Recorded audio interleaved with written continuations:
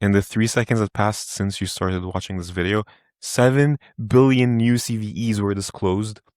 What are you going to do about it? And a lot of people will say, oh, we'll just triage them. That doesn't work. That doesn't work. I'll tell you why. If you consult my useful chart here of CVEs by Pope, we know there's an astronomical increase, and it's gonna just continue. Like the next Pope is gonna just like overshadow all of these in terms of number of CVEs, right?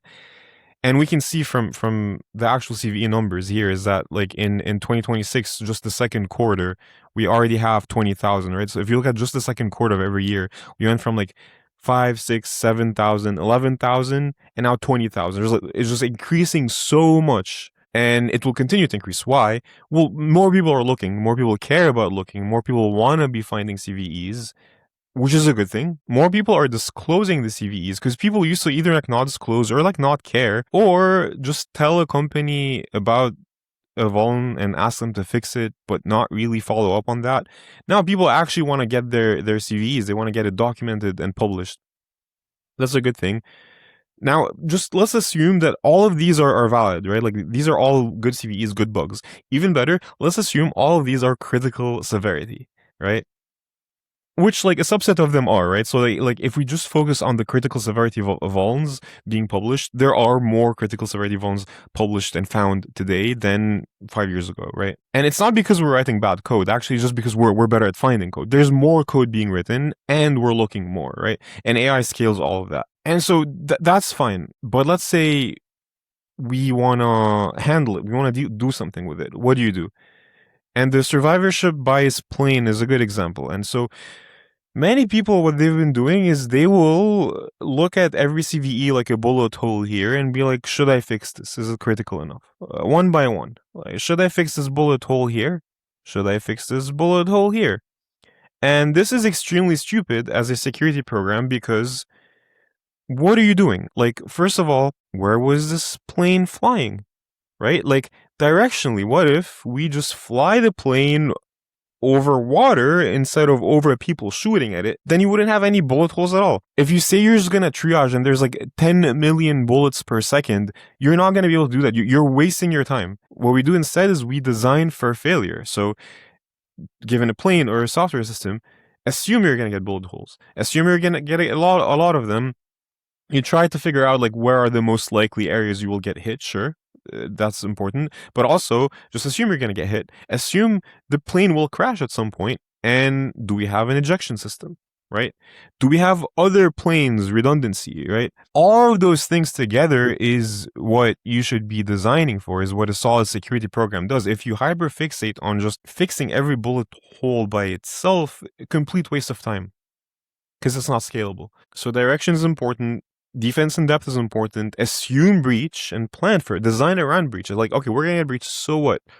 How are we going to do with it? Is our system resilient enough that we can handle breaches?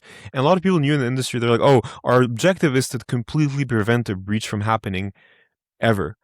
But that's not realistic. A breach will happen. It's inevitable, right? And so you just assume it's going to happen. Great. Now what? And that also helps you put in perspective, like, I'm not gonna panic when a breach happens because it's something we've planned for. And of course, when you can, like, you automate patching. I mean, like, you suck at your job if you're just gonna one by one spend so much time triaging every single vulnerability and think like, no, like you try to automate it large scale. You try to have an engineering culture where they're used to just like patching whenever they can. Minimizing dependencies they use, thinking about the system and how they're designing a design docs, like continuous threat monitoring, continuous patching. All of it should be automated. So overall, like, it's about adapting our mindset, but also like leveraging AI ourselves, because I mean, if on the offensive side they're leveraging it, also on the defensive side I can also use it to help me patch, to help me automate triage. Like, sure, I would like to prioritize which things I need to fix first. That is also important to automate, right? And I can use AI to automate that. One example is if you've ever enabled Dependabot on a repo, you will just get flooded, absolutely spammed by PRs and like vulnerabilities and third-party dependencies. It's happening all the time. And of the third-party dependencies that are vulnerable, which one of them actually affect you? Not many, right? Most of them, you're not actually going to be affected by whatever vulnerable function is in the dependency. And AI is really good at triaging those. It tells you like what does your code look like, what vulnerable function is in the dependency, and are you impacted by this? Are there other mitigating factors and controls that are in place that would make me not care about this or prioritize another one?